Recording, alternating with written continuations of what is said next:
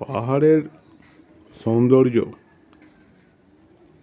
এক এক সময় এক এক রকম। ক্ষণে ক্ষণে পাহাড়ের রূপ পরিবর্তন হতে থাকে। এখন সূর্যোদয় হচ্ছে, এখন একরকম পাহাড়ের চিত্র, আবার ঘন্টাখানেক বাদে এই রূপটা পরিবর্তন হয়ে যাবে। তো এটাই হচ্ছে প্রকৃতির খেলা। যারা প্রকৃতিকে ভালোবাসেন তারা চলে আসুন কর্মজীবন, ব্যস্ত জীবন থেকে দুদিনের ছুটি নিয়ে এইরকম পাহাড়ের কোলে, এইরকম একটা হোটেলের ব্যালকনি থেকে দেখা যায় পাহাড়ের এই সূর্যোদয়।